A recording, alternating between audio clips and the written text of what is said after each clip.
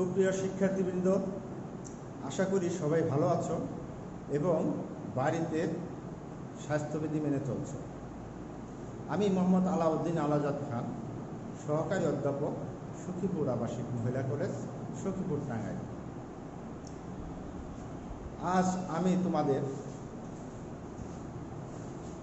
ICT বিষয়ের পঞ্চম অধ্যায়ের অ্যালগরিদম ফ্লোচার্টের পার্থক্য, ফ্লোচার্টের মৌলিক ছাঁচ এবং তিনটি সংখ্যার যোগফল নির্ণয়ের অ্যালগরিদম এবং ফ্লোচার্ট নিয়ে আলোচনা করব। প্রথমে আসো অ্যালগরিদম এবং ফ্লোচার্টের মধ্যে পার্থক্যটা কি। অ্যালগরিদম হলো ধাপে ধাপে সমস্যার সমাধান। ফ্লোচার্ট হলো অ্যালগরিদমের চিত্ররূপ। অ্যালগরিদম বুঝতে বেশি সময় লাগে আর ফ্লোচার্টে কম সময় লাগে। অ্যালগরিদম বর্ণনা নির্ভর, ফ্লোচার্ট চিত্র নির্ভর। অ্যালগরিদমে প্রোগ্রামের ভুল ত্রুটি সহজে নির্ণয় করা যায় না বা সংশোধন করা যায় না, কিন্তু ফ্লোচার্টে সহজে সংশোধন করা যায়। অ্যালগরিদমের পূর্বে সুডোকোড প্রণয়ন করার প্রয়োজন হতে পারে, কিন্তু ফ্লোচার্টের ক্ষেত্রে সুডোকোড তৈরির বা সুডোকোডের প্রয়োজন নাই। অ্যালগরিদম একটি প্রোগ্রামের প্রথম ধাপ আর ফ্লোচার্ট একটি প্রোগ্রামের দ্বিতীয় ধাপ। তো এই হলো অ্যালগরিদম এবং ফ্লোচার্টের মধ্যে পার্থক্য। এখন আসো ফ্লোচার্টের মৌলিক ছাঁচ। এই ফ্লোচার্টের মৌলিক ছাঁচ কাকে বলে? ফ্লোচার্টে ব্যবহৃত মৌলিক প্রতীক চিহ্নের সাহায্যে যে চিত্র বা ফ্লোচার্ট অঙ্কন করা যায় তাকে ফ্লোচার্টের মৌলিক ছাঁচ বলা হয়। ফ্লোচার্টের মৌলিক ছাঁচ চারটি। সেগুলো কি কি? এক নম্বর হলো সরল অনুক্রম বা সিম্পল সিকোয়েন্স। দুই নম্বর হচ্ছে নির্বাচন বা সিদ্ধান্তক্রম। তিন নম্বর হচ্ছে চক্রাবর্ত বা পুনরাবৃত্তি বা লুপ। চার নম্বর হচ্ছে জাম্প বা লম্ব। এখন আসো এই সরল অনুক্রম কি। যখন আমরা ফ্লোচার্ট নির্ণয় করি, ফ্লোচার্ট নির্ণয় করার সময় দেখা যায় যে একই সাথে পরপর কিছু নির্দেশ নির্বাহ করা হয়। এই পরপর নির্দেশ নির্বাহটাই হচ্ছে আসলে সিম্পল সিকোয়েন্স বা সরল অনুক্রম। এখন আসো তোমার নির্বাচন বা সিদ্ধান্তক্রম। সিদ্ধান্ত নিয়ে কাজ করার জন্য এই সিদ্ধান্ত বা সিলেকশন, এই মৌলিক ছাঁচ ব্যবহার করা হয়। এ ধরনের গঠনে প্রোগ্রাম সাধারণত একটি নির্দিষ্ট শর্তের ভিত্তিতে বিভিন্নভাবে নির্বাহিত হয় এবং প্রয়োজনীয় কাজ শেষ করে প্রোগ্রামের নির্বাহন সমাপ্ত হয়। যেমন এইরকম থাকতে পারে, এইরকম কি আছে, শর্ত দেওয়া আছে, এখানে শর্ত দেওয়া আছে। শর্তটা কি? যে এ মোর তো ইকুয়াল 0। এখন দেখা গেল যে এইখানে এই শর্তটার মধ্যে দুইটা অংশ আছে, একটা হলো ইয়েস, একটা হলো নো। যদি এটা ইয়েস হয় তাহলে একটা অংশ ইয়েস হতে পারে আর একটা অংশ নো হতে পারে। তাহলে এই যে এখানে দুইটা শর্তের মধ্যে দুইটা অপশন আছে, একটা হলো ইয়েস আর একটা হলো নো। এই ধরনের জিনিসগুলো হচ্ছে তোমার নির্বাচন বা সিদ্ধান্তক্রম। এখন আসো চক্রাবর্ত বা রিপিটেশন বা লুপ। প্রোগ্রামে কোনো কাজ বারবার সম্পন্ন করা হয় আর এই বারবার সম্পন্ন করাকেই আমরা বলি লুপ। তাহলে এই লুপের ক্ষেত্রে দেখা যায় তোমার একাধিক নির্দেশও সেখানে থাকতে পারে। যেমন কতগুলো কাজ বা নির্দেশ পুনরায় পুনরায় মানে পুনরায় পুনরায় করার জন্য লুপের প্রয়োজন হয়। তাহলে প্রোগ্রাম নির্বাহের শর্তের উপর ভিত্তি করে লুপ বা পর্যায় নির্ধারিত হয় এবং নির্দিষ্ট সংখ্যক নির্বাহের পরেই প্রোগ্রামটি সমাপ্ত হয়। আর এই ধরনের এটাই হচ্ছে সাসটাই হচ্ছে তোমার চক্রাবর্ত বা পুনরাবৃত্তি বা লুপ। আরেকটা জাম্প বা লম্ফ। জাম্প বা লম্ফ কি? সরল অনুক্রমের পরিবর্তনের জন্য জাম্প ব্যবহার করা হয়। সরল অনুক্রমের বা সিম্পল সিকোয়েন্সের পরিবর্তনের জন্য জাম্প ব্যবহার করা হয়। প্রোগ্রামে অনেক সময় প্রক্রিয়াকরণের প্রয়োজনে কয়েকটি নির্দেশ বাদ দিয়ে সামনে বা পিছনে নির্দিষ্ট কোনো নির্দেশে যাওয়ার জন্য এ ধরনের সাজ ব্যবহার করা হয়। এইগুলো হচ্ছে তোমার ফ্লোচার্টের মৌলিক সাজ, এই চারটা। তো এখন আসো আমরা তিনটি সংখ্যার যোগফল নির্ণয়ের অ্যালগরিদম তৈরি করব এবং ফ্লোচার্ট অঙ্কন করব। আসো এটা কিভাবে আমরা করব।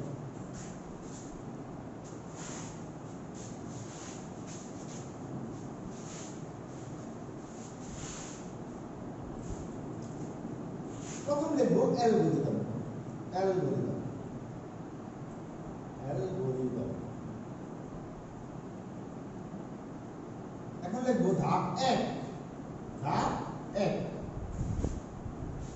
দেখো লিখব প্রোগ্রামটি শুরু করি। প্রোগ্রামটি শুরু করি। প্রোগ্রামটি শুরু করি।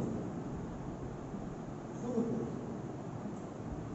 ধাপ 2 এ লিখব ধাপ 2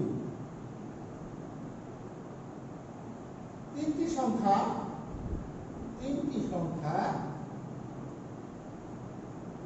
a, b, c ইনপুট করি।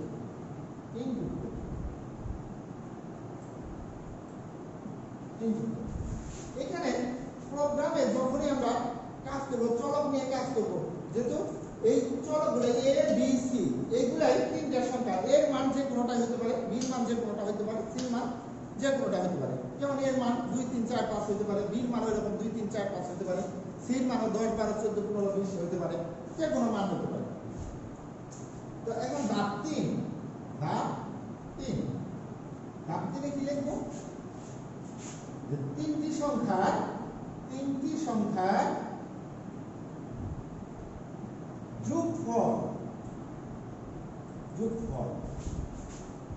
যোগফলটাকে আমরা সাম করব। সমান a plus b plus c নির্ণয় করি। আচ্ছা ধাপ 4 ধাপ 4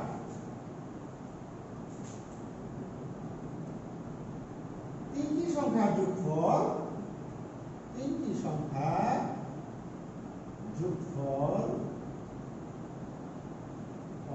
সাম প্রিন্ট করি। ধাপ 5 এ লিখব ধাপ 5 প্রোগ্রামটি শেষ করি।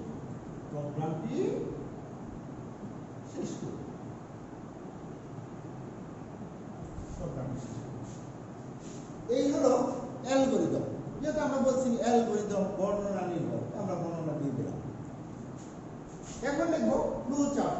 কিসের ফ্লোচার্ট? তিনটি সংখ্যা এই যে যোগফলটা যে নির্ণয় করলাম অ্যালগরিদম লেখা, এইটা ফ্লোচার্ট। তাহলে ফ্লোচার্টের বাংলা হচ্ছে প্রবাহ চিত্র।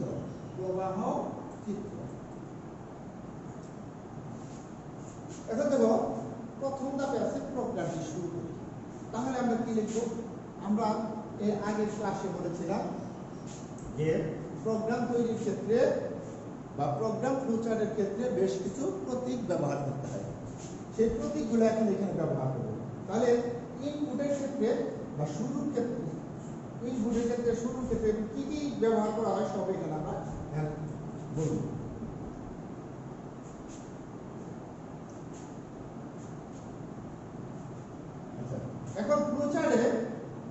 চার্টের প্রথমে আমরা কি লিখবো? ফ্লো চার্টের প্রথমে লিখবো একটা ইলিপস আঁকবো। ইলিপস বা উপবৃত্ত, এইটা কি প্রকাশ করে? প্রোগ্রাম শুরু বা শেষ নির্দেশ করে। তাহলে এখানে আমরা লিখবো স্টার্ট। স্টার্ট। এখন এখানে একটা তীর চিহ্ন দেব, তার মানে এই ফ্লো চার্টের গতি বা দিক নির্ণয়ের জন্য এই তীর চিহ্ন দিতে হবে। এখন দ্বিতীয় ধাপটা কি আছে? তিনটি সংখ্যা এ বি সি ইনপুট করব। তাহলে এখানে ইনপুট দেওয়ার জন্য আমার যে প্রতীকটি ব্যবহার করতে হয় তা হলো সামন্তরিক। এই যে সামন্তরিক আমরা আঁকলাম, সামন্তরিক। এখানে লিখব ইনপুট এ, বি, সি। এখন দেখো ধাপ 3, মানে ধাপ 3 এর ক্ষেত্রে যখন কি আছে? তিনটি সংখ্যার যোগফল সাম সমান a plus b plus c নির্ণয় করি। তাহলে এই যেহেতু নির্ণয় করি, মনে করি, দৌড়ি, নির্ণয় করি, বের করি, এই চারটার যে কোনো একটা কোথাও যদি থাকে তাহলে আমার কি চিহ্ন ব্যবহার করতে হবে? প্রক্রিয়াকরণ চিহ্ন, মানে আয়তক্ষেত্র ব্যবহার করতে হবে। আয়তক্ষেত্র মানে আয়তক্ষেত্র দ্বারা প্রক্রিয়াকরণ বা প্রসেসিং বোঝায়। তার মানে এখানে যোগ, বিয়োগ, গুণ, ভাগ, গড় ইত্যাদি হতে পারে। এগুলা ঠিক, এটা হচ্ছে প্রক্রিয়াকরণ চিহ্ন, মানে আয়তাকার চিহ্ন বা আয়তক্ষেত্র। তাহলে এখানে আমরা লিখব যে সাম সমান a plus b plus c। এখন 4 নম্বর ধাপে আমরা যাই। 4 নম্বর ধাপে কি আছে? 4 নম্বর ধাপে আছে তিনটি সংখ্যার যোগফল সাম প্রিন্ট করি। তাহলে প্রিন্ট করি, তার মানে এটা আউটপুট। তার মানে আউটপুট যদি হয় তাহলে তার জন্য যে চিত্রটা বা যে প্রতীকটা ব্যবহার করতে হবে তা হলো সামন্তরিক। এখানে সামন্তরিক, এখানে লিখব প্রিন্ট প্রিন্ট সাম, প্রিন্ট সাম। এখন দেখো ধাপ 5 ছিল কি?